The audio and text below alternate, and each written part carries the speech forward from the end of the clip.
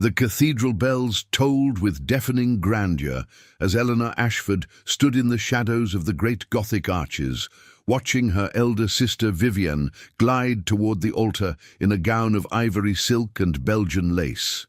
The Duke of Cambria awaited at the chancel, his broad shoulders rigid beneath his ceremonial robes. Eleanor's heart constricted, not with envy, but with the familiar ache of invisibility. She had always been the forgotten daughter, the one whose dowry was modest, whose beauty was deemed pleasant rather than dazzling. But as the Archbishop raised his hand to begin the sacred rites, the Duke turned. His piercing grey eyes swept past Vivienne and locked onto Eleanor's. Then, in a voice that shattered the reverent silence like thunder, he declared, "Stop! I cannot marry this woman. Bring me the one in the shadows, her sister."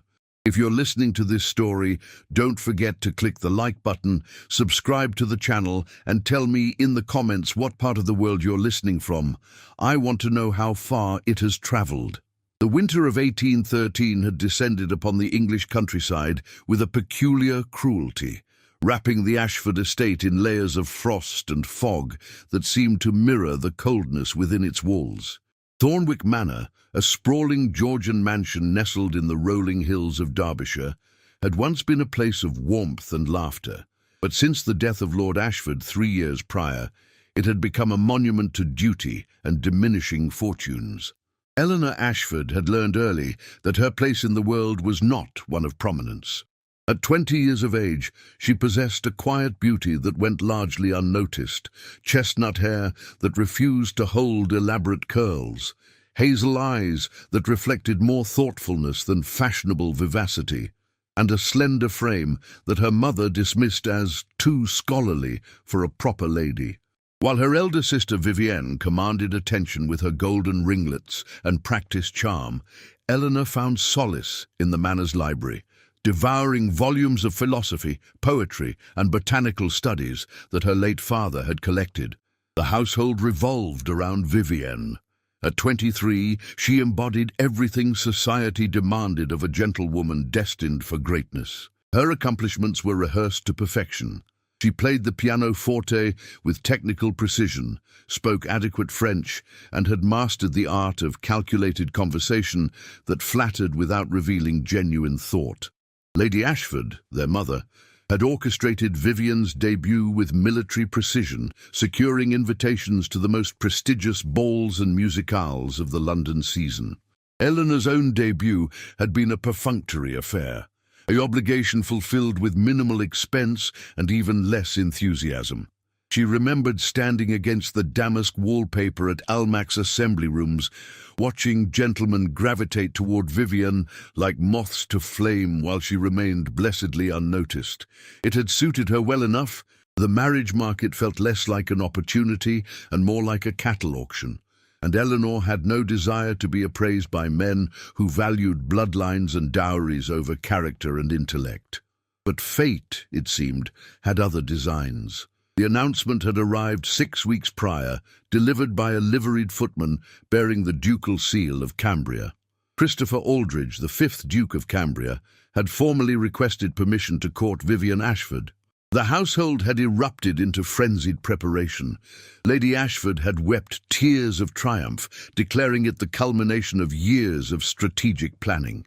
Vivienne had accepted the news with practiced grace, though Eleanor detected a flash of something calculating in her sister's sapphire eyes. The Duke himself remained an enigma. At 32, he was considered one of England's most eligible bachelors, having inherited his title and vast estates at the age of 25, following his father's untimely death. He was known for his sharp intellect, his progressive views on agricultural reform, and his conspicuous absence from the frivolous pursuits of the ton. Rumour suggested he had spent recent years travelling through Scotland and northern England, personally overseeing improvements to his tenant farms and investing in innovative farming techniques. Such hands-on involvement was considered eccentric for a man of his station, but it had earned him respect among those who valued substance over spectacle. Eleanor had met the Duke only twice during the courtship period, both times in formal settings where her role was purely ornamental.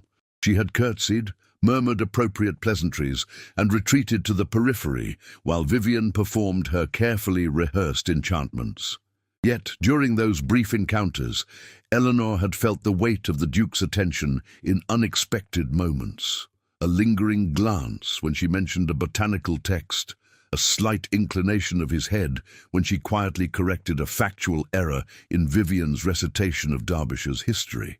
She had dismissed these moments as imagination, the desperate fancy of a woman resigned to permanent spinsterhood. The betrothal had been swift. Within a month of the Duke's initial visit, the engagement was formalized with a spectacular ring, a sapphire surrounded by diamonds that Vivian displayed with possessive pride. The wedding date was set for February 14th, St. Valentine's Day, at the Grand Cathedral in the nearby market town of Ashbourne. It was to be the social event of the season, a union that would restore the Ashford family's fading prestige and secure their financial future. Eleanor had watched these preparations with a complex mixture of resignation and relief. Her own prospects had never been promising. Her modest dowry of £3,000 could attract perhaps a country vicar or a younger son of minor gentry, but Lady Ashford had made it clear that such matches would have to wait until after Vivian's triumph was complete. Eleanor didn't mind. The prospect of marriage had always felt like a prison sentence, a surrender of the intellectual freedom she cherished. In the weeks leading to the wedding, Eleanor had thrown herself into assisting with preparations, grateful for tasks that kept her occupied. She had helped select flowers, reviewed seating arrangements, and even drafted several of Vivian's correspondence when her sister found such tasks tedious. Throughout it all, she maintained her role as the dutiful, invisible younger sister, the one who ensured everything ran smoothly while others claimed the glory. But there had been moments, small, unsettling moments, that Eleanor couldn't quite dismiss, the way the Duke's gaze sometimes drifted from Vivian to find her during social calls. The morning he had arrived unexpectedly and found Eleanor in the conservatory, sketching botanical specimens, and had spent 20 minutes discussing the medicinal properties of foxglove with genuine interest, while Vivian waited impatiently in the drawing room. The afternoon he had brought a first edition of Wordsworth's poetry as a gift for the household, but had placed it directly into Eleanor's hands with a quiet smile that suggested he knew exactly who would treasure it. Vivian had grown increasingly brittle as the wedding approached, her practiced charm developing sharp edges. She snapped at servants, criticized Eleanor's dress and manner with unusual venom, and demanded constant reassurance of her beauty and desirability. Eleanor attributed this to bridal nerves, though she couldn't shake the feeling that her sister's anxiety stemmed from something deeper, perhaps an awareness that the Duke's affections were not as secured as his formal proposal suggested. The night before the wedding, Eleanor had found herself unable to sleep. She had wandered down to the library, seeking comfort in familiar leather-bound volumes and the scent of aging paper. She had been startled to find the Duke there, having apparently arrived early for the ceremony and been given liberty to explore the house. He had stood before her father's collection, running his fingers along the spines with reverent care. "Miss Eleanor," he had said, his voice low and warm in the lamplight, "I hoped I might find you here." The confession had hung between them, weighted with implications neither dared voice. They had spoken for nearly an hour about literature, about the responsibilities of stewardship, about the constraints society placed upon genuine connection. It had been the most honest conversation Eleanor had ever had with a man, and it had left her heart aching with impossible longing. As dawn had broken, the Duke had taken his leave, but not before taking her hand, a breach of propriety that sent heat flooding through her body, and saying quietly, "Tomorrow changes everything, Miss Eleanor." But not, perhaps, in the way everyone expects. Now, as Eleanor stood in the cold cathedral, watching the final preparations before the ceremony began, Those words echoed through her mind with prophetic weight. The church was a masterpiece of Gothic architecture, its soaring vaulted ceilings and stained glass windows creating an atmosphere of sacred grandeur. Hundreds of candles flickered in the winter gloom, and the pews were filled with the cream of English society, all eager to witness the union of the Duke of Cambria and the beautiful Vivienne Ashford. Eleanor had been relegated to a position in the second row, deliberately placed where she would be visible enough to fulfill family obligations, but not prominent enough to draw attention. She wore a gown of dove-grey silk, modest and elegant, that made her feel like a ghost at her sister's triumph. As the organ began its processional hymn, she felt her chest tighten with an emotion she couldn't name. Not envy, not sadness, but something closer to premonition. The massive oak doors of the cathedral swung open, and Vivienne began her slow, measured walk down the aisle, her arm resting on their uncle's as their late father's substitute. She looked every inch the triumphant bride, her beauty polished to perfection, her smile radiant with victory.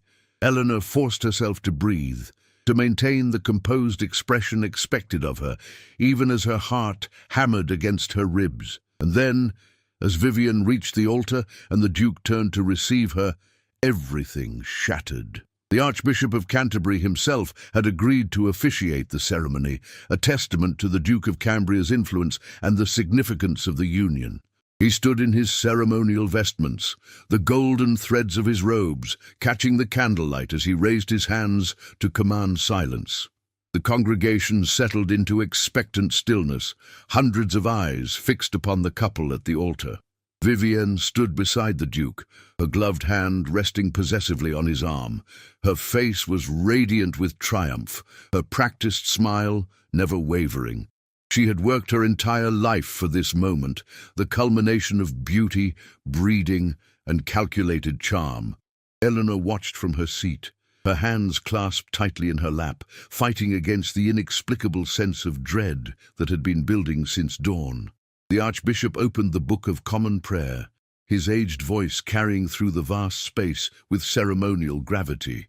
"Dearly beloved, we are gathered together here in the sight of God, and in the face of this congregation, to join together this man and this woman in holy matrimony."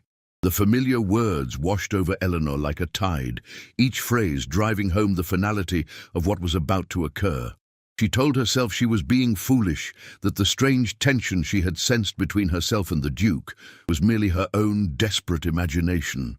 He was marrying Vivienne. It was decided, arranged, proper. Eleanor's role was to witness, to smile, and to fade back into her comfortable obscurity. The Archbishop continued through the traditional preamble, his words echoing off stone walls that had witnessed centuries of such ceremonies. "Which is an honorable estate, instituted of God in the time of man's innocency, signifying unto us the mystical union that is betwixt Christ and his church." Eleanor felt tears prick her eyes, though she couldn't have explained their source. She blinked them back fiercely, refusing to create a spectacle. Beside her, a distant cousin whispered something appreciative about Vivienne's gown, but Eleanor barely heard. Her entire focus had narrowed to the Duke's profile, the rigid set of his shoulders, the way his jaw clenched as the Archbishop spoke. "Therefore, if any man can show any just cause, why they may not lawfully be joined together, let him now speak, or else hereafter forever hold his peace." The traditional pause followed, usually a mere formality, a breath of silence before the ceremony proceeded. But this time the silence stretched and stretched. It became heavy, oppressive, charged with an electricity that made the candle flames seem to flicker in sympathy. Then the Duke of Cambria did something unprecedented. He turned away from Vivienne and faced the congregation. A collective gasp rippled through the cathedral, a sound like wind through autumn leaves.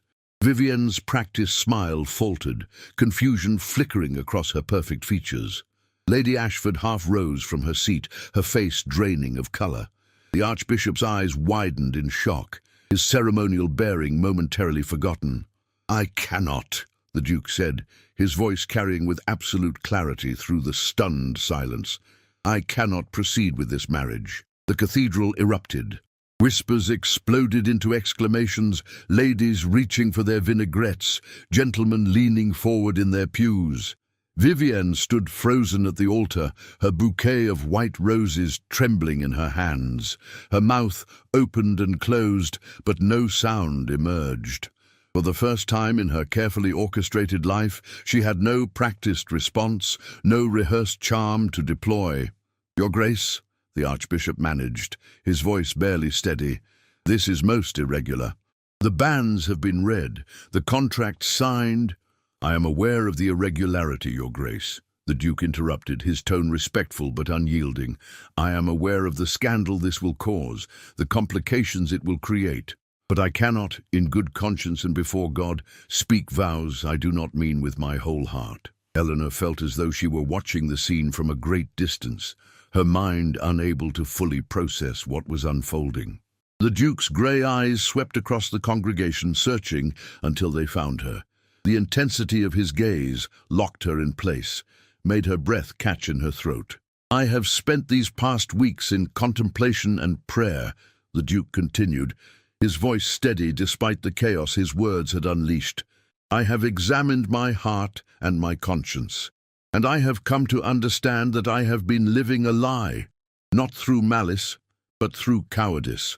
I allowed myself to follow the expected path, to pursue the suitable match, when my heart knew a deeper truth." He stepped away from the altar, moving with deliberate purpose down the chancel steps. Vivienne made a small, broken sound, the first genuine emotion Eleanor had ever heard from her sister. The Duke paused, turning back to face her with something like regret in his expression. "Miss Vivienne," he said, his voice gentler now, "you deserve more than a husband whose affections are not wholly yours. You deserve a man who looks at you and sees not merely beauty and accomplishment, but the answer to his soul's deepest question. I am not that man, and deep in your heart, you know it as well as I do." Vivienne's face transformed from confusion to fury in an instant. "How dare you?" she hissed, her carefully cultivated voice cracking. "How dare you humiliate me before all of society? Do you understand what you've done? I am ruined, destroyed." "You are freed," the Duke corrected quietly. "Freed to find a man who can love you as you deserve, rather than settling for one who would have made you miserable through his divided heart." He continued down the aisle, his footsteps echoing on the stone floor, and the crowd parted before him like water. Eleanor's mind screamed at her to look away, to make herself invisible, as she had always done, but she found herself pinned by his approaching gaze, unable to move, unable to breathe. The Duke stopped directly before her pew. Every eye in the cathedral was now fixed upon them. Eleanor could feel the weight of their collective stare, like a physical pressure. Her mother's sharp intake of breath, her uncle's confused sputtering, the whispers that had become a roar of speculation and scandal. "Miss Eleanor Ashford," the Duke said, and his voice carried such warmth, such certainty, that it cut through all the chaos around them. "Would you do me the honor of stepping forward?" Eleanor's mind went blank with shock. This couldn't be happening. It was impossible, scandalous, the stuff of fever dreams and Gothic novels. She remained frozen in her seat, her grey gown suddenly feeling like armor she couldn't remove. "Your Grace," she whispered, her voice barely audible, "you cannot possibly. This is the truest thing I have ever done." He interrupted gently. He extended his hand toward her, palm up, an invitation rather than a demand. "I know this is unexpected. I know the scandal it will cause, the complications it will create for you and your family.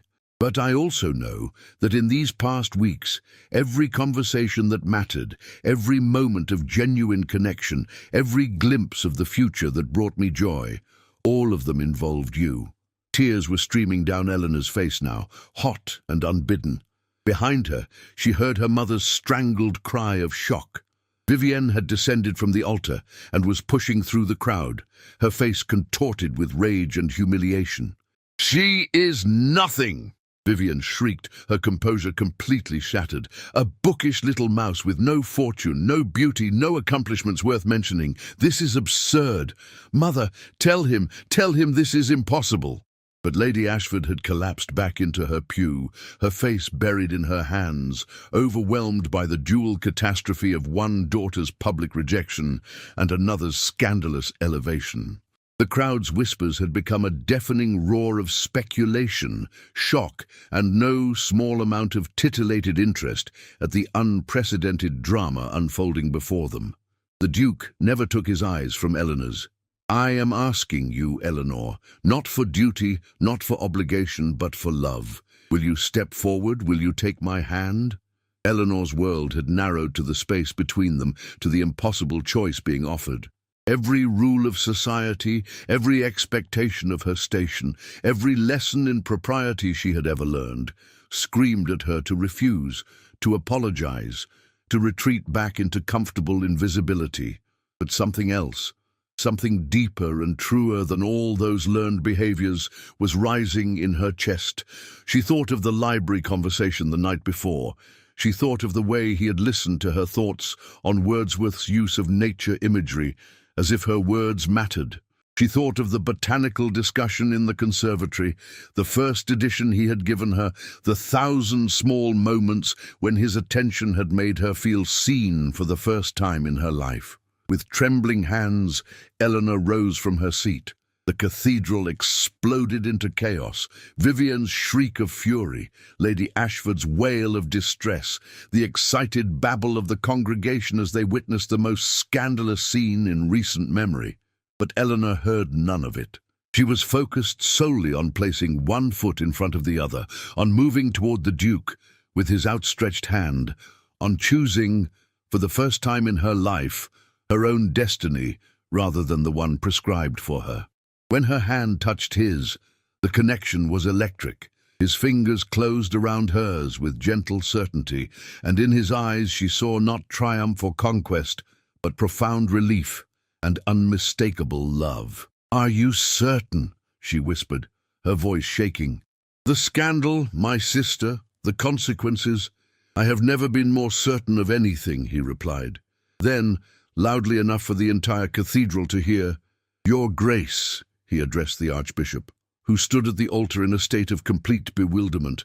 "I believe there is a wedding to perform, only the bride has changed." The Archbishop looked as though he might faint. "This is unprecedented, highly irregular." The banns were read for Miss Vivian, not Miss Eleanor. "The legalities can be addressed," the Duke said firmly. "I have a special license from the bishop, which names the Ashford family, but not a specific daughter.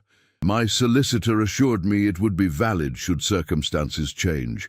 And circumstances, Your Grace, have most definitely changed." Eleanor felt as though she were living in a dream, everything taking on a surreal quality. This couldn't be real. Yet the Duke's hand was warm and solid in hers, his presence undeniably real. Around them, the cathedral churned with scandal and speculation, but he seemed unmoved by it all, his attention focused entirely on her. "Eleanor," he said softly, using her given name with an intimacy that sent warmth through her entire body, "I will not force this choice upon you. If you wish to refuse, I will accept it. But know this, I would rather face scandal with you than a lifetime of hollow propriety with anyone else." Eleanor looked up into his eyes and saw her future there. Not the safe, invisible future she had resigned herself to, but something far more terrifying and wonderful. A partnership of equals, a meeting of minds and hearts, the freedom to be herself, fully and completely, with someone who valued her for exactly who she was. "Yes," she whispered. Then more strongly, "Yes, I will marry you." The Duke's face transformed with joy. And there, in front of God and all of English society, in the midst of the greatest scandal the county had seen in decades, he raised her hand to his lips and kissed it with reverent tenderness.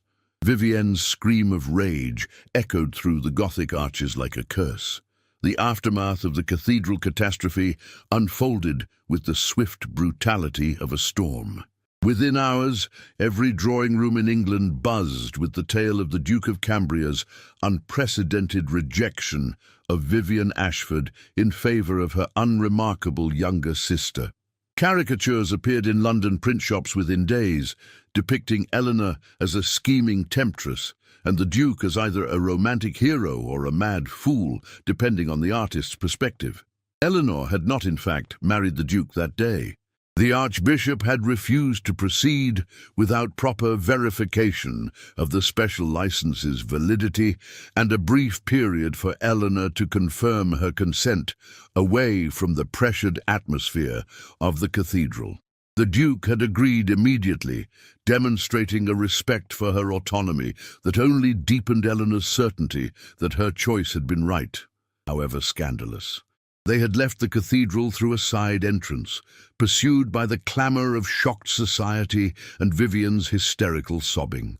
Lady Ashford had refused to speak to Eleanor, turning her face away as though her younger daughter had become invisible once more, but this time through betrayal rather than insignificance. The carriage ride back to Thornwick Manor had been undertaken in crushing silence. That night, as Eleanor had lain awake in her childhood bedroom, she had heard Vivian's screams of rage echoing through the halls, punctuated by shattering glass as her sister destroyed everything in her chamber. Lady Ashford's voice had joined in, not to calm, but to fuel the flames. Both women united in their fury at Eleanor's perceived treachery. She had not stolen the Duke, Eleanor knew. One could not steal what had never truly belonged to another. But society and her family would not see it that way. By morning, a carriage had arrived bearing the Duke's crest and a letter in his own hand. "My dearest Eleanor, I know the past hours have been unbearable. I know your family's anger falls upon you like hammer blows, and for that I am profoundly sorry. But I will not apologize for speaking my truth, nor for offering you the choice to speak yours. I am writing to extend an invitation that I hope you will accept. My aunt, Lady Dorothea Pemberton, resides in Bath. She is a woman of independent mind and generous spirit, and she has agreed to sponsor you for the season there while we observe the proper courtship period before our marriage. This will give you distance from the immediate scandal, time to know your own heart without pressure, and the protection of a respected chaperone. The choice is yours, Eleanor. It has always been yours. But if you wish to accept, my carriage will wait for your answer.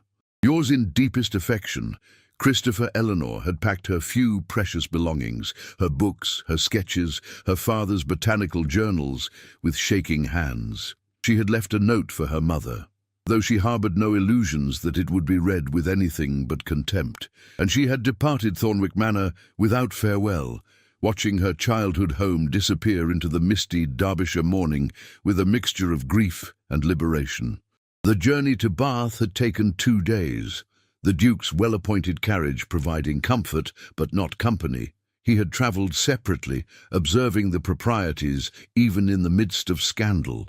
Eleanor had spent the hours watching the countryside transform from the stark beauty of Derbyshire to the gentler landscapes of the Midlands, and finally to the elegant Georgian architecture of Bath. Lady Dorothea Pemberton proved to be everything the Duke's letter had promised and more. At 65, she was a formidable woman with silver hair, sharp blue eyes, and a wit that could flay a person at 20 paces or embrace them with warmth, depending on her assessment of their character. She had never married, having rejected numerous proposals in her youth in favour of maintaining her independence and managing her own considerable fortune. She resided in an elegant townhouse on the Royal Crescent, the architectural jewel of Bath, and held court there with a salon that attracted the city's most intelligent and progressive minds. "So you're the young woman who caused Christopher to finally develop a spine," Lady Dorothea had said upon Eleanor's arrival, her eyes scanning her with unsettling thoroughness. "Good. I was beginning to despair of my nephew ever breaking free from the suffocating expectations of that title."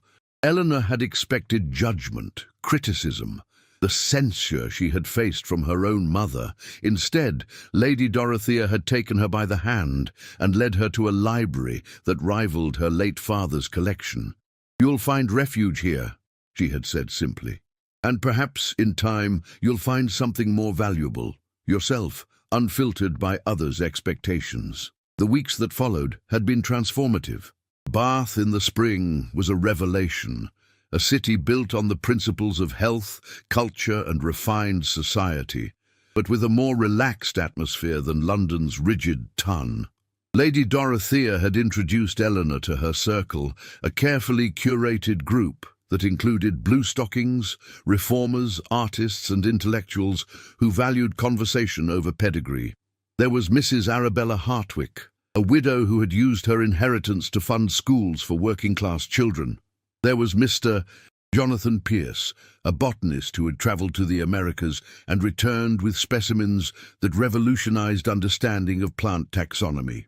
There was Miss Sarah Blackwood, an unmarried woman of 35 who wrote essays on women's education under a male pseudonym and spoke with fierce intelligence about social reform. For the first time in her life, Eleanor found herself in an environment where her intelligence was not merely tolerated, but actively cultivated. She attended lectures at the Bath Philosophical Society. She participated in discussions about Wordsworth's new collection, about the moral implications of the slave trade, about advances in agricultural science, and gradually, the tight knot of shame and doubt that had formed in her chest since the cathedral began to loosen. The Duke, Christopher, as he insisted she call him in private, visited regularly, always under Lady Dorothea's eagle-eyed chaperoning. They took walks through the Sydney gardens, their conversations ranging from the practical details of his estates to philosophy and poetry. He told her about his vision for agricultural reform, his desire to improve conditions for his tenant farmers, his frustration with a nobility that valued tradition over progress. She shared her love of botany, her observations about plant medicinal properties, her half-formed dreams of perhaps contributing something meaningful to the world beyond needlework and social calls. "You understand," Christopher had said during one such walk, the spring sunshine filtering through budding trees, "that marrying me will not silence the scandal. Society has a long memory, and there will always be those who whisper that you entrapped me, that I acted dishonorably toward your sister." Eleanor had considered this truth, which she had been grappling with in the quiet hours of night. "I know," she had replied, "but I have come to understand something in these weeks. I spent my entire life trying to be invisible, trying not to cause trouble, trying to fulfill expectations I never agreed to. And it brought me no happiness, no fulfillment, only a slow erasure of self. If scandal is the price of being seen, of being chosen for who I truly am rather than what role I was born to fill, then I will pay it." He had taken her hand then, a gesture that still sent warmth flooding through her despite its growing familiarity. "You humble me," he had said quietly. "Your courage shames my years of cowardice."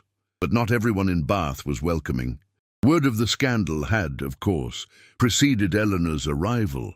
At the pump room, where Bath society gathered to take the waters and exchange gossip, Eleanor faced cold shoulders and deliberately turned backs.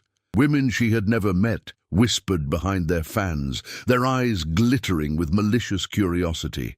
Men assessed her with speculation, wondering if the little mouse who had allegedly seduced a duke might be more interesting than her reputation suggested. It was during one such uncomfortable afternoon at the pump room that Eleanor first encountered Dr. Elias Hartley. He had appeared at her elbow as she stood isolated against a marble column, watching society swirl around her like a tide that refused to touch her. "Miss Ashford," he had said, his voice carrying a warm Yorkshire accent that immediately set him apart from Bath's more refined society. "I hope you'll forgive the intrusion, but I couldn't help noticing you standing here, looking rather like Odysseus washed up on an unfriendly shore." Eleanor had turned to find a man of perhaps 35, with dark hair touched by premature grey at the temples, warm brown eyes, and an open, intelligent face that immediately put her at ease. He wore the practical clothes of a working physician rather than the elaborate dress of a gentleman, and carried himself with the confidence of someone who knew his own worth, regardless of society's judgments. "Dr. Hartley is one of Bath's most respected physicians," Lady Dorothea had said, appearing at Eleanor's other side with impeccable timing. "He specializes in botanical medicine and has little patience for society's nonsense, which makes him one of my favorite people." "You're too kind, Lady Dorothea," Dr. Hartley had said with a slight bow. "Though accurate, I do indeed have little patience for nonsense."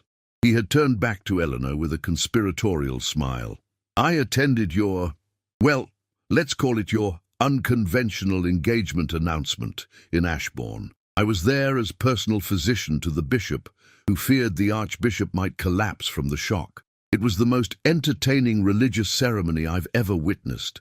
Despite herself, despite the tension and discomfort, Eleanor had laughed, a genuine, unburdened sound that surprised her. "I'm glad someone found it entertaining. I found it mostly terrifying." "The best moments in life usually are," Dr. Hartley had replied. "But I didn't approach you to discuss your romantic drama, fascinating though it is. I approached because Lady Dorothea mentioned you have an interest in botanical medicine, and I'm always eager to discuss the subject with someone who has actual knowledge rather than society's usual superficial interest in flower arranging." That conversation had been the beginning of an unexpected friendship. Dr. Hartley became a regular presence in Lady Dorothea's salon, and he and Eleanor quickly discovered a shared passion for understanding plants' medicinal properties. He loaned her books from his personal library, invited her to observe his work at the Bath Mineral Water Hospital, and treated her insights with the same respect he would afford a colleague rather than a young lady dabbling in inappropriate subjects. "You have a natural gift for this," he had told her one afternoon as they examined pressed specimens in his study. "Your observations about the anti-inflammatory properties of willow bark align with recent research from the continent. Have you ever considered contributing to medical journals? They accept anonymous submissions, and your work deserves a wider audience." The suggestion had been both thrilling and terrifying. To contribute something meaningful, to be more than decorative, it was everything she had secretly longed for, but never dared voice. I wouldn't know how to begin," she had admitted. "Then I shall teach you," Dr. Hartley had said simply. "Though I suspect Christopher might object to me monopolizing quite so much of your time." The mention of Christopher had brought Eleanor back to the complex reality of her situation. Dr. Hartley represented a world of intellectual pursuit and professional respect, a glimpse of what her life might have been in different circumstances. But Christopher offered something equally valuable, partnership with a man who saw and valued all of her, not just her intellect, and the resources to perhaps pursue both marriage and meaningful work. It was Lady Dorothea who, with her characteristic bluntness, had addressed the unspoken tension building beneath the surface. One evening, after Dr. Hartley had departed and Eleanor sat in the library lost in thought, the older woman had settled into the chair opposite with a knowing look. "You're wondering if you're making the right choice," she had said without preamble. "You're thinking that perhaps a life of intellectual pursuit, free from the complications of a scandalous marriage, might serve you better." Eleanor had been surprised by her perceptiveness, but not entirely shocked. "Am I so transparent?" "Only to someone who has faced similar questions," Lady Dorothea had replied. "I chose independence over marriage, and I have never regretted it. But Eleanor, my dear, you must understand something crucial. I had the financial means to make that choice. You do not. As a woman of limited fortune, and now considerable scandal, your options are constrained in ways that anger me, but which we cannot ignore." "So you think I should marry the Duke out of necessity?" Eleanor had asked, feeling her chest tighten at the suggestion that her choice was merely pragmatic. "I think you should marry Christopher because you love him," Lady Dorothea had corrected firmly, and because he loves you in a way that will allow you to be fully yourself. But I also think you should be clear-eyed about the alternatives. Dr. Hartley is a good man, but he cannot offer you marriage. His position is too precarious, his income too dependent on society's good opinion. And unmarried bluestockings like myself survive on private fortunes and formidable reputations built over decades. You have neither. The truth of her words had settled over Eleanor like a weight. So I have no real choice at all, then. You have the choice to accept reality while still claiming agency within it, Lady Dorothea had said. Marry Christopher. Let him give you the security and position that will allow you to pursue your botanical work. Use the resources of your position to make genuine contributions. Many duchesses have wielded their influence for social reform, education, medical advancement. You could be one of them. That is not surrender, Eleanor. That is strategy. The conversation had crystallized something in Eleanor's mind. She had been so focused on the scandal, on society's judgment, on whether she deserved Christopher's love, that she had failed to see the broader picture. Marriage to him did not have to mean the end of intellectual pursuit. It could be the beginning of something larger. The next day, when Christopher had arrived for their scheduled walk, Eleanor had taken his hand with new certainty. I want to marry you, she had said, her voice steady. Not because I have no other options, though Lady Dorothea has been brutally honest about my limited choices, but because when I imagine my future, the version that brings me joy is the one where I wake beside you, where we discuss agricultural reform over breakfast and botanical medicine over dinner, where I am both duchess and scholar, both wife and myself. Christopher's face had transformed with relief and joy. I want that future too, he had said, more than I have words to express. But Eleanor, you must know, marrying me means returning to face the scandal. It means confronting society, your family, all those who will judge us. Then we'll face them together, Eleanor had replied, and perhaps in doing so we'll show them that there are more important things than propriety. Things like honesty and choosing love over expectation, and building a life based on truth rather than performance. He had kissed her then, the first time their lips had met, and Eleanor had felt the last of her doubts dissolve. This was right. Scandalous, unconventional, and absolutely right. But even as she surrendered to the moment, even as she began planning her return to society as Christopher's chosen bride, a letter arrived at Lady Dorothea's townhouse that would test her resolve in ways she hadn't anticipated. It was from Vivian, and its contents dripped with venom and veiled threats that made Eleanor's blood run cold. The letter from Vivian arrived on a grey morning in late March, delivered by a private courier who refused to meet Eleanor's eyes. She had recognized her sister's handwriting immediately. Those elaborate loops and flourishes that had always seemed designed to take up more space than necessary, to demand attention, even on the page. Her hands had trembled slightly as she broke the seal, a sense of foreboding settling over her like a chill. Dear sister, I trust you are enjoying your new life in Bath, playing at being the Duke's beloved while I suffer the consequences of your betrayal. Mother has taken to her bed, her health destroyed by the shame you have brought upon our family.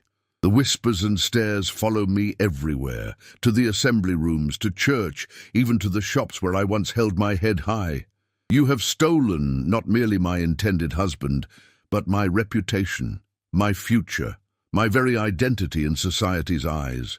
I write not to appeal to your conscience, for I suspect you have none, but to inform you that I will not fade quietly into obscurity while you claim a prize that should have been mine. You may have bewitched the Duke with whatever arts you possess, but his infatuation will not last. When he realizes what a mistake he has made in choosing the plain, bookish shadow over the true jewel, he will return.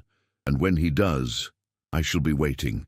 I've also taken the liberty of ensuring that certain details about your character reach the appropriate ears.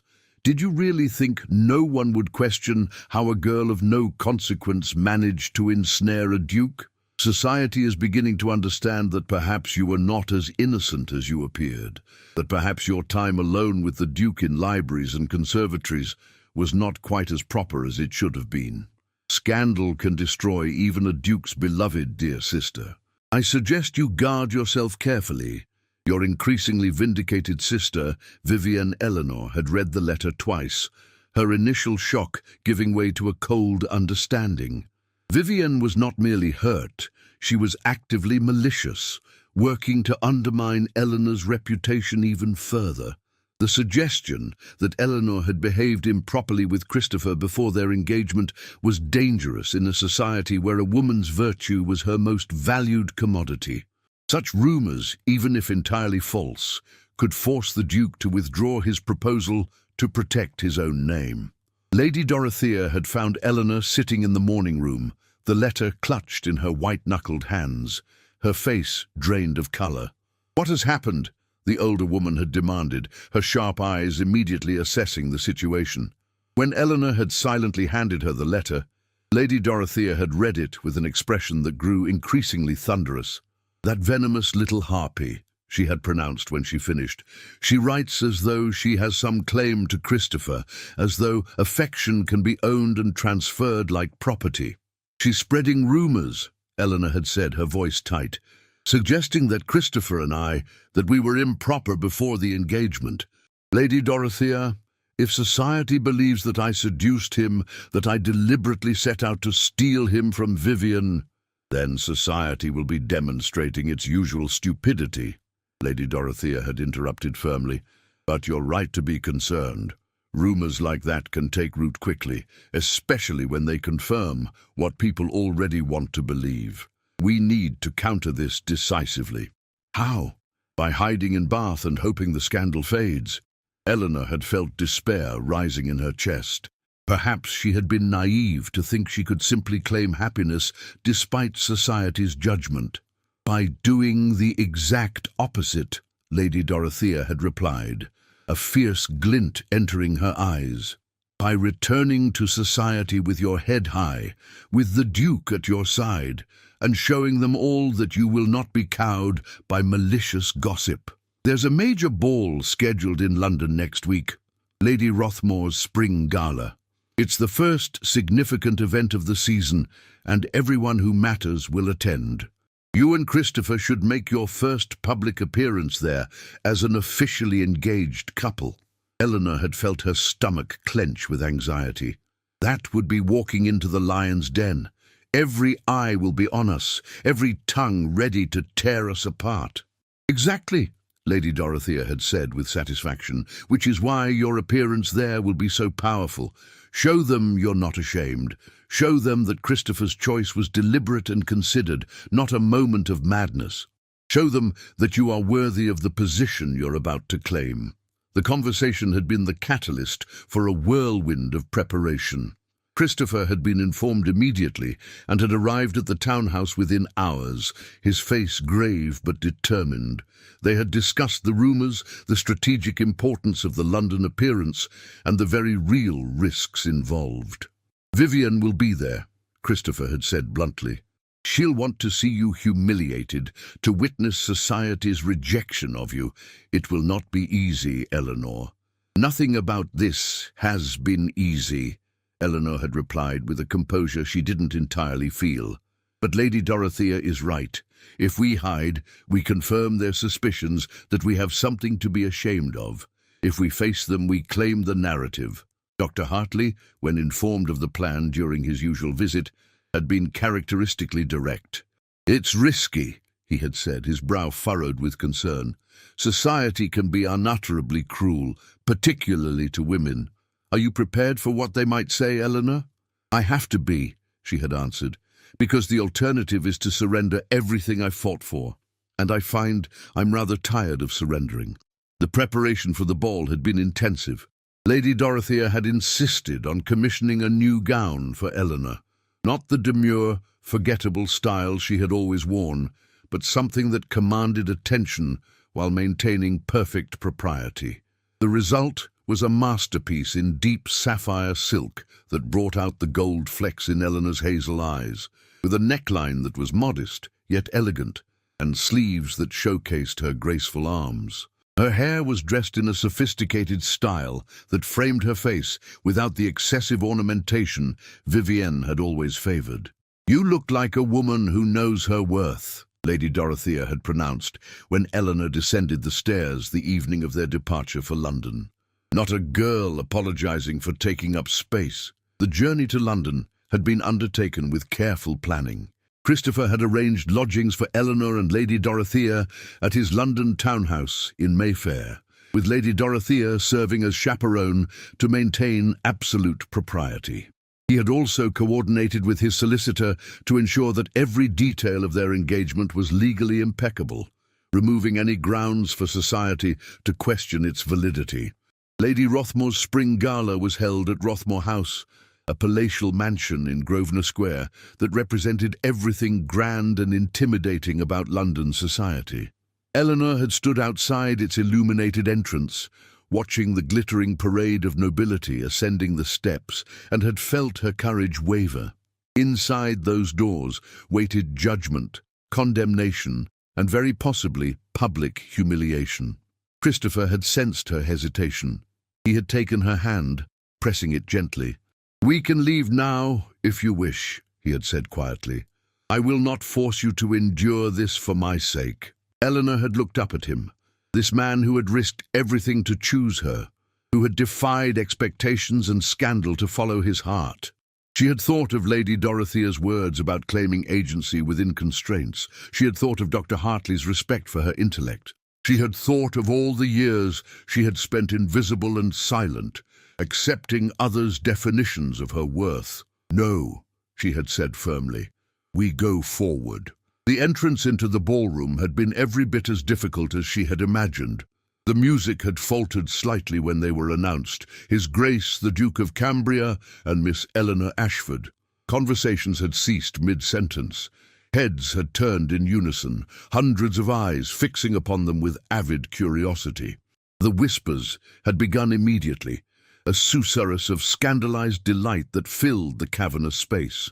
Eleanor had felt the weight of their judgment like a physical force, pressing down on her shoulders, trying to bow her head. But she had kept her chin up, her hand steady on Christopher's arm, and had walked into that sea of speculation with every ounce of dignity she possessed. They had moved through the receiving line, where Lady Rothmore, a formidable matron who thrived on social drama, had greeted them with barely concealed fascination. "Your Grace, Miss Ashford, what a pleasure to see you. I confess, I wasn't certain you would attend given the circumstances." "We thought it important to demonstrate that we have nothing to hide, Lady Rothmore," Christopher had replied smoothly, "and to thank you for the opportunity to celebrate our engagement in such distinguished company." The ballroom had been a spectacle of wealth and power. Crystal chandeliers casting prismatic light across polished floors, musicians playing in a gallery above, long tables laden with delicacies from across the empire. But Eleanor had barely registered the splendor. Her attention had been fixed on navigating the social minefield, on maintaining her composure under relentless scrutiny. Some reactions had been surprisingly supportive. Mrs. Hartwick, Lady Dorothea's friend from Bath, had been in attendance and had immediately approached to offer congratulations with genuine warmth. Several of the Duke's political allies had expressed quiet approval, suggesting that his choice of an intelligent woman over a merely beautiful one demonstrated admirable judgment. But these positive responses had been vastly outnumbered by the cold shoulders, the deliberately turned backs, the clusters of ladies who whispered behind fans while staring directly at Eleanor. And then Vivienne had appeared. She had positioned herself at the center of the ballroom, surrounded by a coterie of sympathetic ladies who clearly viewed her as the wronged party in the scandal. She wore a gown of virginal white, a calculated choice designed to emphasize her supposed innocence and Eleanor's alleged predation. Her golden hair was dressed in elaborate curls, studded with pearls, and her face wore an expression of martyred suffering that would have been laughable if it weren't so effective. As Eleanor and Christopher had moved through the ballroom, they had inevitably drawn closer to Vivienne's position. Eleanor had felt her sister's eyes tracking her movements, felt the malice radiating from her like heat. And then, with theatrical timing, Vivienne had stepped directly into their path. "Sister," she had said, her voice carrying just far enough to draw an audience. "How unexpected to see you here. I would have thought you'd prefer to avoid places where you might encounter those you've wronged." The surrounding conversations had hushed immediately, everyone straining to hear the confrontation. Eleanor had felt Christopher tense beside her, but she had gently squeezed his arm, signaling that she would handle this herself. "Vivienne?" she had replied calmly. "You look well. I hope Mother's health has improved." "Mother remains devastated," Vivienne had said, her voice dripping with accusation, as any mother would be when one daughter betrays another so thoroughly. "But I suppose family loyalty means little to you now that you've secured a title." Eleanor had felt anger flare in her chest, but she had kept her voice level. "I secured nothing, Vivienne. Christopher made his own choice, as was his right. I'm sorry that choice caused you pain, but I will not apologize for accepting the love of a man who values me for who I am." "Love?" Vivienne had laughed, a brittle sound that echoed through the attentive silence. "Is that what you call it? How convenient that this love happened to manifest after I had done all the work of securing his proposal. Tell me, sister, did you plan your little seduction from the beginning, or was it an opportunistic theft?" "That is enough, Miss Vivienne," Christopher had interjected, his voice cold with anger. "You will not speak to my betrothed with such disrespect." But Vivienne had turned her venom on him as well. "Your betrothed? Do you truly believe she loves you, Your Grace? Or is it perhaps the title, the wealth, the position she could never have achieved on her own merit? My sister is not the innocent bookworm she pretends to be. She is calculating, manipulative, and she has played you for a fool." The ballroom had been utterly silent now, every guest fixated on the unfolding drama. Eleanor had felt humiliation and rage warring within her, but beneath both emotions had been a steel core of certainty. She had looked at Vivienne, really looked at her, and had seen not a triumphant rival, but a desperate woman clinging to a narrative that gave her pain meaning. "Vivienne," Eleanor had said quietly, but with a firmness that commanded attention, "you are my sister, and I will always wish you well. But you are also wrong. I did not seduce Christopher. I did not scheme or plot or manipulate. What happened between us was genuine connection, something you might understand if you had ever valued authentic feeling over performative charm." Vivienne's face had contorted with rage. "How dare you?" "No, how dare you?" Eleanor had interrupted, her voice rising slightly. "How dare you suggest that I am not worthy of love on my own merit? How dare you assume that a man of intelligence could not choose substance over superficiality? And how dare you try to make your humiliation into my shame? I am not responsible for your pain, Vivienne. Christopher is not responsible for your pain. You are responsible for building your identity on being chosen by a man, any man, rather than on being someone worth choosing." The words had landed like blows, and Vivienne had visibly recoiled. Tears had begun to stream down her carefully painted face, ruining the picture of martyred dignity she had worked to construct. "You've taken everything from me," she had whispered, her voice breaking.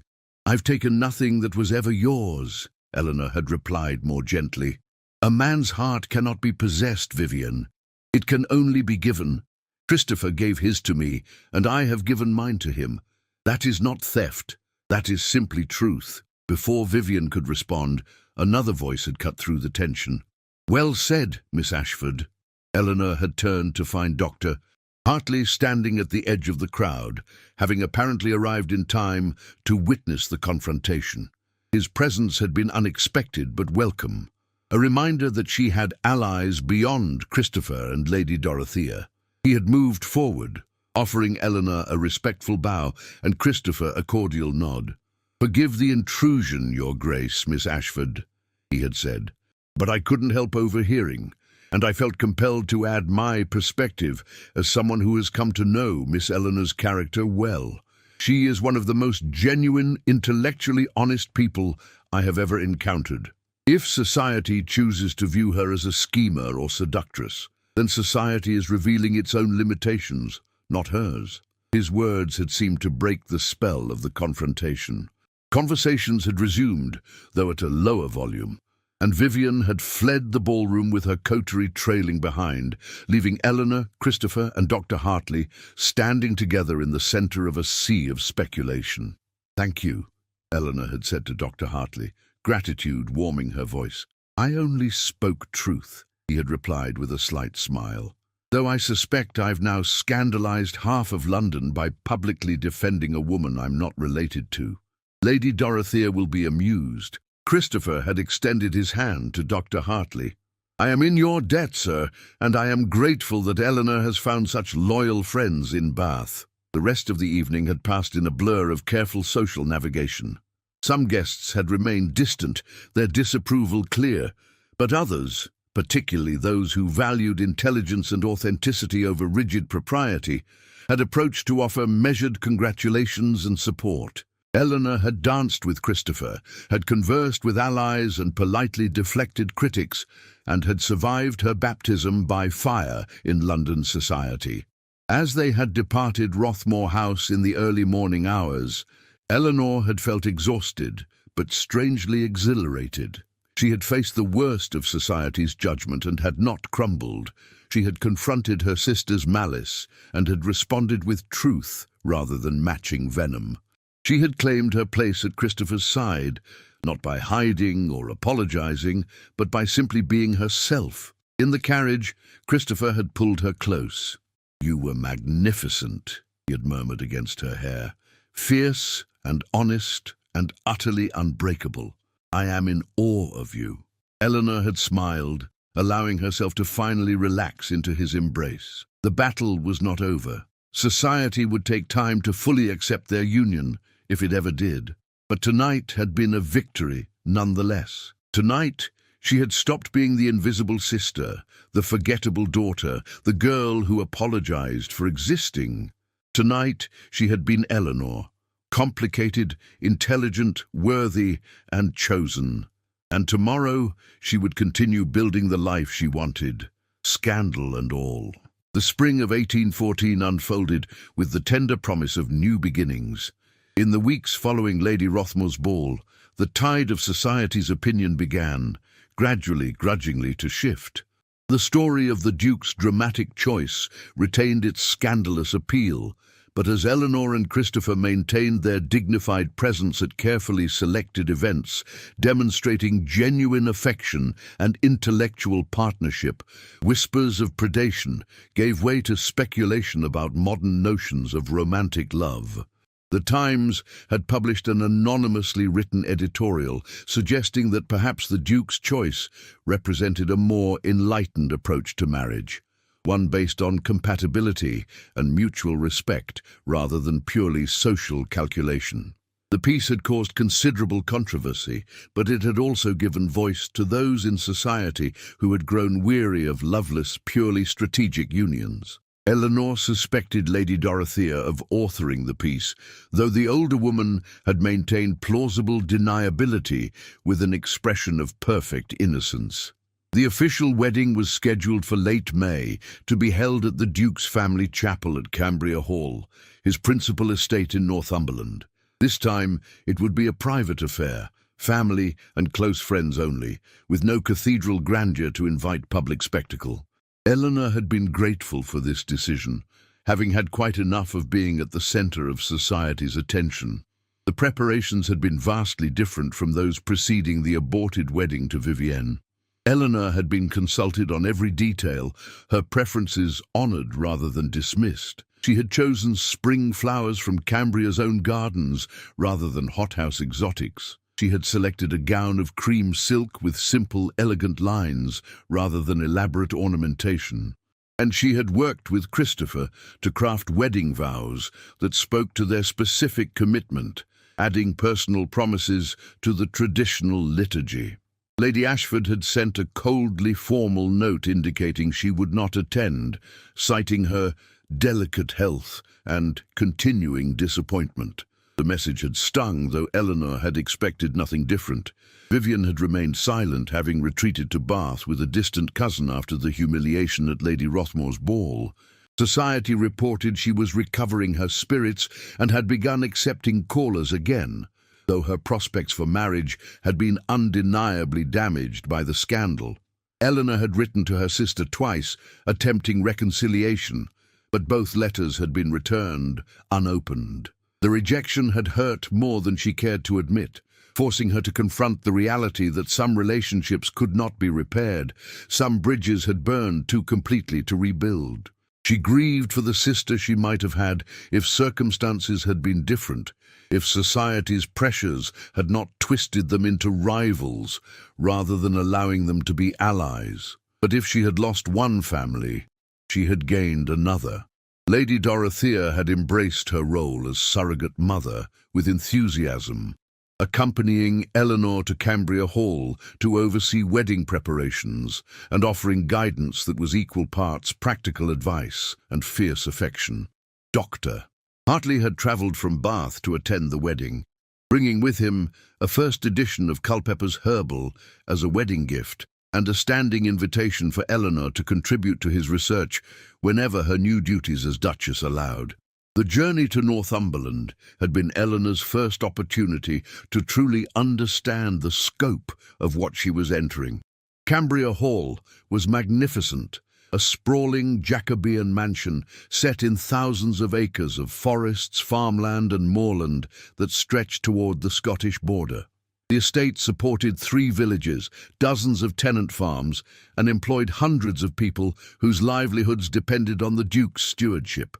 Christopher had given her a complete tour, introducing her to his land steward, his household staff, and several of his tenant farmers. He had shown her the agricultural innovations he had implemented, crop rotation systems that improved soil fertility, improved housing for farm workers, a school he had funded for the tenant children. "This is what the title means," he had told her, as they stood on a hill overlooking the estate's expanse. "Not the social position or the political influence, though those come with it. This is about responsibility to hundreds of people whose lives are shaped by our decisions. I want to be worthy of that trust, Eleanor, and I want a partner who shares that commitment." Eleanor had looked out over the fields beginning to green with spring growth, the stone cottages with smoke curling from their chimneys, the children playing in a village square. The responsibility was daunting, almost overwhelming, but she had felt something kindle in her chest, not fear, but purpose. "I want that too," she had said. "I want to be more than decorative. I want to contribute something meaningful." "Then we'll do it together," Christopher had replied, taking her hand. "Your botanical knowledge could improve the estate's medicinal herb gardens. Your interest in education could help expand the school. Your mind, Eleanor, your brilliant, curious mind, is exactly what this place needs." The words had been more romantic to Eleanor than any poetry. This was what she had longed for, without knowing how to name it. A life of purpose, where her intelligence was not merely tolerated, but actively valued and deployed. 2 days before the wedding, as Eleanor had been walking through Cambria's extensive gardens with Lady Dorothea, they had encountered an unexpected visitor. A carriage had arrived, bearing the crest of an unfamiliar family, and from it had emerged a woman of middle years, with kind eyes and a purposeful bearing. "Lady Pemberton, Miss Ashford," the woman had said, approaching with a curtsy. "Forgive the intrusion. I am Lady Margaret Hastings, wife to Sir William Hastings of Hastings Park in Durham. I've come on rather urgent business." They had retired to the morning room, where Lady Hastings had revealed her purpose with admirable directness. "I have been following your story, Miss Ashford, with considerable interest. The scandal, yes, but also the Duke's descriptions of your character and interests. I'm patron of several charitable ventures in the north, schools for working children, almshouses for the elderly, and a hospital in Durham that serves the poor. I am seeking someone to take over management of these projects as I am increasingly needed to care for my aging mother in Scotland. Eleanor had been startled by the proposal. That is admirable work, Lady Hastings, but I'm not certain I understand why you're approaching me. I have no experience in such management. You have intelligence, education, and, if the Duke's reports are accurate, genuine compassion, Lady Hastings had replied. Experience can be learned, character cannot. As the future Duchess of Cambria, you will have the social position to command respect and the resources to make genuine impact. I'm offering you the opportunity to transform lives, Miss Ashford. I thought, given what I've heard of you, that might appeal more than endless rounds of social calls and needlework. Eleanor had felt tears prick her eyes at the unexpected validation. It appeals enormously, she had admitted. But I must consult with the Duke. This is a significant commitment. Christopher, when informed, had been immediately supportive. This is exactly what I hoped for you, he had said. The chance to use your gifts meaningfully. We'll coordinate our efforts. My agricultural reforms and your charitable work can complement each other, improving lives across the region. The night before the wedding, Eleanor had found herself unable to sleep. She had wandered through Cambria Hall's portrait gallery, studying the faces of Christopher's ancestors, generations of dukes and duchesses who had shaped the family's legacy. She had paused before the portrait of Christopher's late mother, a woman of serene beauty whose eyes held intelligence and strength. I hope I can be worthy of this, Eleanor had whispered to the painted face. I hope I can honor what you built. You will. Christopher's voice had come from behind her. He had approached quietly, wrapped in a dressing gown, clearly having been unable to sleep as well. My mother would have loved you, Eleanor. She valued substance over show, intelligence over beauty, though you possess both, he had added with a smile. She married my father for love, despite society's disapproval of a match between a duke and a baron's daughter. She would have recognized your courage. They had stood together in the gallery, hands joined, contemplating the future that would begin with tomorrow's vows. Eleanor had felt the weight of history and expectation, but also the liberating knowledge that she was choosing this path with full awareness and agency. Are you frightened? Christopher had asked softly. Terrified, Eleanor had admitted, but also more certain than I've ever been of anything. This is right, Christopher. Not convenient, not strategic, not scandal-free, but right. Then that's all we need, he had replied, raising her hand to his lips. Everything else we'll figure out together. The wedding day had dawned clear and bright, the Northumberland sky a brilliant blue, unmarred by clouds. The family chapel at Cambria was an intimate space, medieval stone walls softened by spring flowers and morning light streaming through stained glass windows. The guest list was small. Lady Dorothea, Dr. Hartley, Christopher's closest political allies, a few trusted friends, and several of the estate's long-serving staff who had known the Duke since childhood. Eleanor had dressed in her cream silk gown with Lady Dorothea's assistance, her hair adorned simply with fresh flowers from Cambria's gardens. As she had studied her reflection, she had barely recognized the confident woman looking back at her. Gone was the girl who had tried to make herself invisible. In her place stood someone who had chosen her own path, claimed her own worth, and was stepping forward into a future of her own making. The ceremony itself had been brief but profound. Christopher had spoken his vows with steady conviction, his grey eyes never leaving Eleanor's face. When her turn came, Eleanor had felt her voice ring clear and strong through the ancient space. I, Eleanor, take you, Christopher, to be my husband, my partner, and my truest friend. I promise to honor your mind as you have honored mine, to support your vision for a better world, and to build with you a life of purpose, authenticity, and love. I choose you, freely and completely, scandal and all.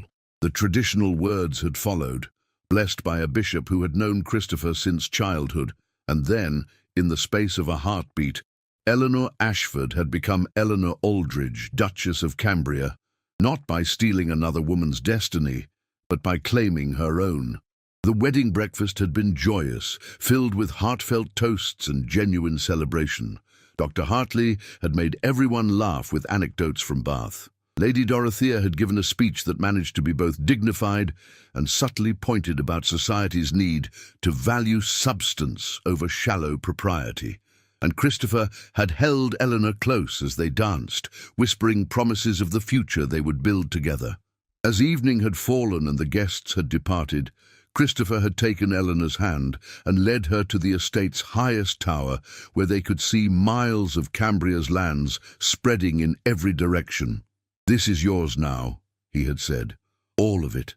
Not because you married me, but because you're my equal partner in every sense. Your ideas, your intelligence, your compassion. They're as essential to stewarding this legacy as anything I bring." Eleanor had looked out over the darkening landscape, lights beginning to glow in distant cottage windows, and had felt the full weight and wonder of the moment. She had lost much in choosing this path: her mother's approval, her sister's love, society's easy acceptance. But she had gained something infinitely more valuable: herself, fully realized and freely chosen. "I'm ready," she had said, turning to face her husband. "Ready to build something new. Ready to prove that scandal can give birth to something beautiful. Ready to show them all that love based on truth is worth any price."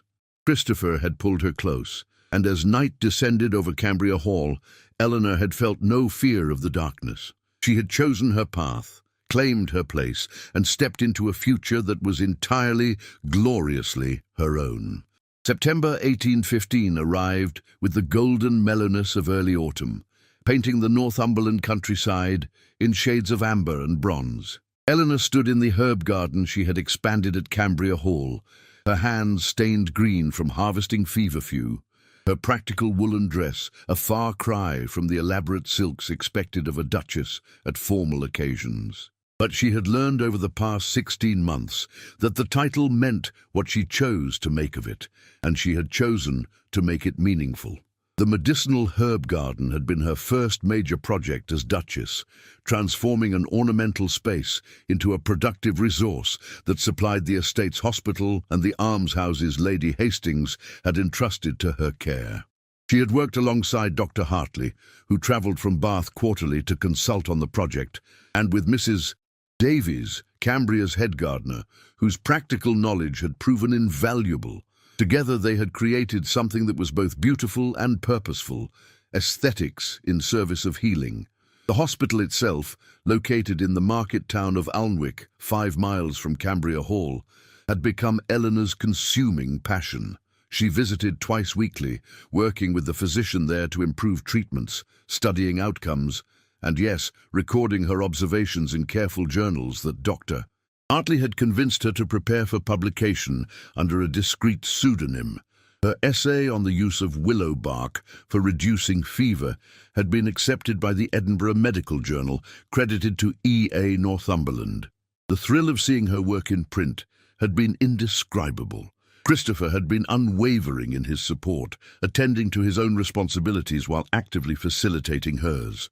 He had allocated funds for hospital expansion, had arranged for Eleanor to consult with leading physicians when they visited London, and had made it clear to society that his wife's charitable work was not an eccentric hobby, but a serious commitment to be respected.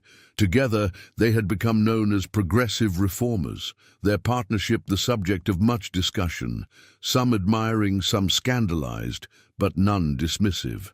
Lady Dorothea had become a regular visitor to Cambria, dividing her time between Bath and Northumberland.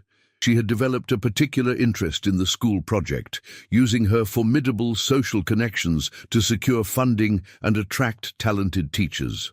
Under her guidance and Eleanor's patronage, the school had expanded to serve not just tenant children, but also those from surrounding estates, providing education that included not merely basic literacy, but sciences, mathematics, and practical skills. The past year had not been without challenges. Society's memory was long, and Eleanor still encountered cold shoulders at London events when she and Christopher made their obligatory appearances during the season. The scandal had not been forgotten, merely evolved. She was now viewed as an eccentric duchess, unconventional, but grudgingly respected for the substance of her work. Some saw her as a cautionary tale of ambition. Others saw her as a modern example of marriage based on genuine partnership. Vivian's fate had taken an unexpected turn. 6 months after Eleanor's wedding, she had accepted a proposal from Lord Edmund Hartwell, a viscount of moderate fortune and traditional views, who appreciated her beauty and social graces without requiring deeper intellectual connection. Society had viewed the match as a partial redemption of her ruined prospects, though perceptive observers noted it lacked the grandeur Vivian had once commanded. Eleanor had sent a wedding gift and a letter of sincere good wishes, which had been acknowledged with a formal thank you note, but no warmth. The sisters remained estranged, separated by wounds too deep for time alone to heal. Lady Ashford had softened slightly after Vivian's marriage, sending occasional stilted letters that acknowledged Eleanor's position without quite forgiving her perceived betrayal. They maintained a distant, formal relationship that would likely never recover its maternal warmth, if such warmth had ever truly existed. Eleanor had made peace with this loss, understanding that some prices of authenticity could never be refunded. But if she had lost some family connections, she had gained others. The community at Cambria, the tenants, the staff, the townspeople, had embraced her with a warmth that had nothing to do with her title and everything to do with her genuine engagement in their lives. They saw her in the hospital wards, in the schoolhouse, in the gardens, where she worked with soil-stained hands. They knew her not as the scandalous Duchess, but as Lady Eleanor, who had helped deliver Mrs. Thompson's baby when the midwife was delayed, who had correctly diagnosed young Tom Fletcher's illness when the local physician was baffled, who remembered their names and their children's names and asked after their welfare with authentic interest. On this particular September morning, Eleanor was preparing for the hospital's annual inspection by the Regional Medical Board, a significant event that would determine continued funding and official recognition. She had spent weeks preparing, documenting case studies, organizing treatment records, ensuring every aspect met the highest standards. Dr. Hartley had travelled from Bath to support the inspection, and Christopher had cleared his schedule to attend as well, demonstrating ducal endorsement of the institution.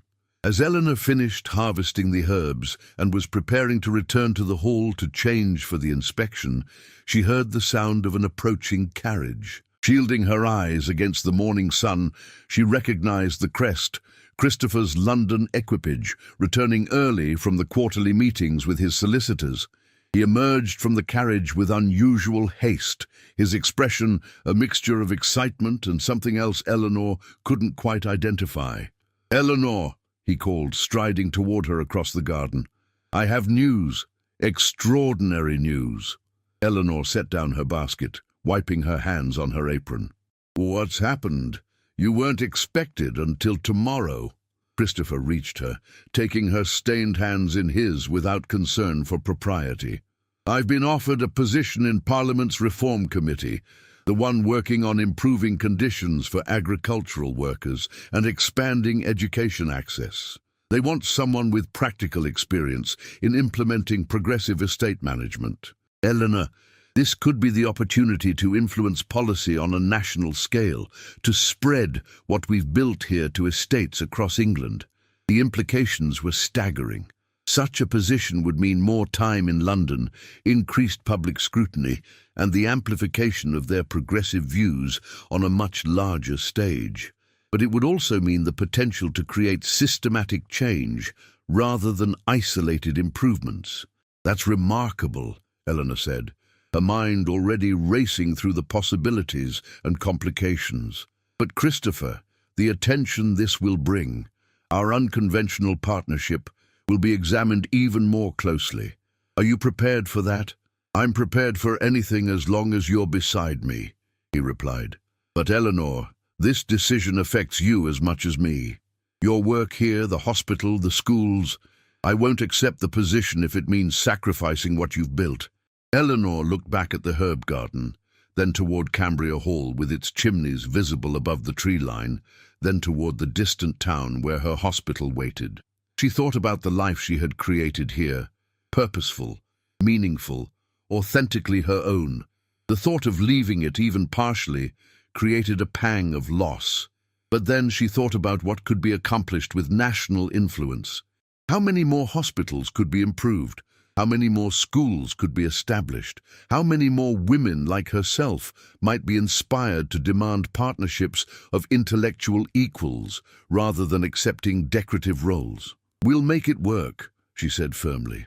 "We'll divide our time, seasons in London for Parliament, the rest here continuing our work. We'll train managers for the hospital and schools who can operate with increasing independence.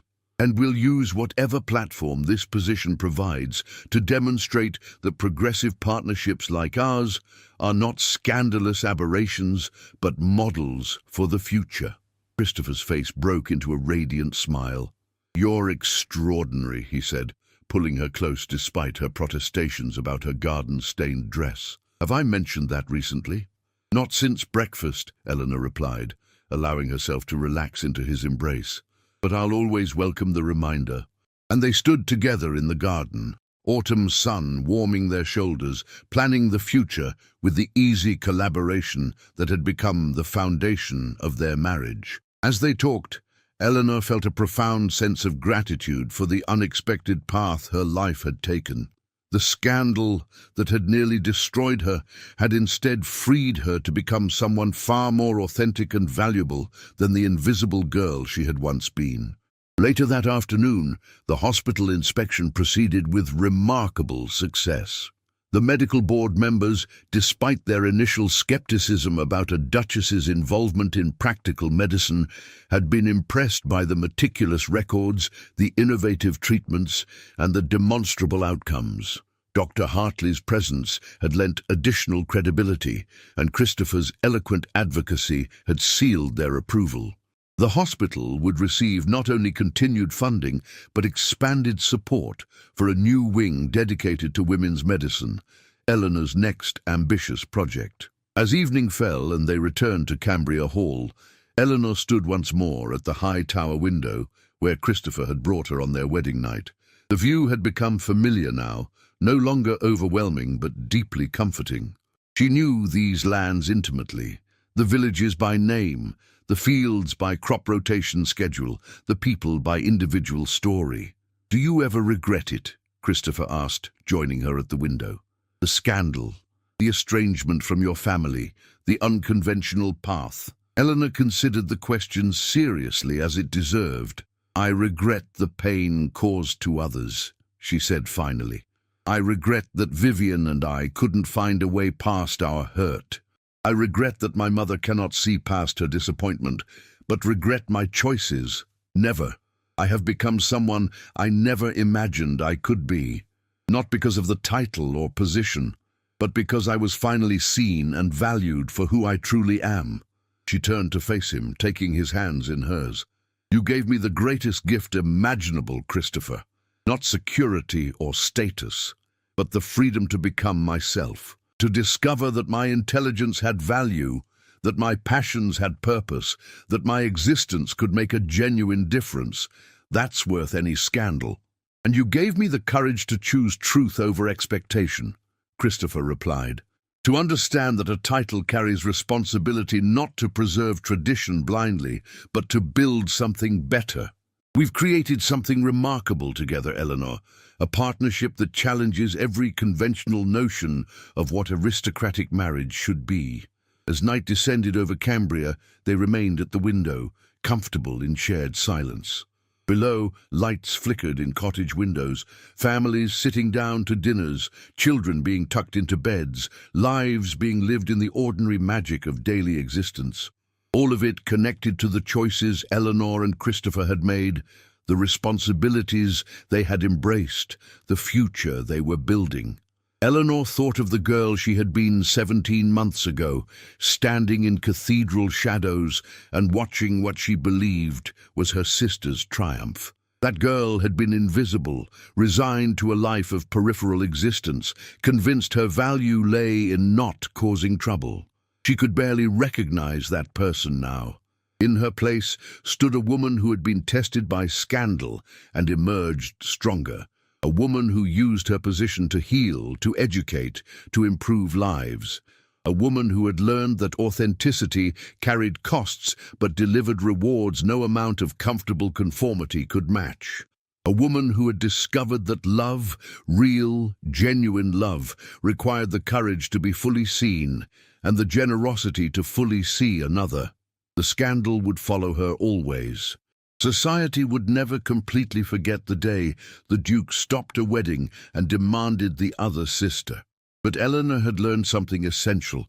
Other people's narratives about her life mattered far less than the story she was writing through her choices and actions. She had been given the gift of agency, disguised as catastrophe, and she had used it to bloom exactly where she had chosen to plant herself, not in the shadow of others' expectations, but in the full sunlight of her own truth. As Christopher pulled her close and they watched the stars emerge over their domain, Eleanor felt complete, not because her life was perfect or uncomplicated, but because it was authentically, courageously, unapologetically hers. And that, she understood now, was the truest form of triumph, not the absence of scandal, but the presence of purpose, not the approval of society, but the approval of her own conscience, not a life free from judgment, but a life worth being judged for. She had stepped forward when called. She had claimed her choice, and she had built a life that mattered. That was enough, more than enough. It was everything. If you enjoyed this story, I'd love for you to share your thoughts. Click the like button. Subscribe to the channel for more dramatic historical tales, and leave a comment telling me where in the world you're listening from. Your support means everything and helps these stories reach listeners across the globe. Thank you for being part of this journey.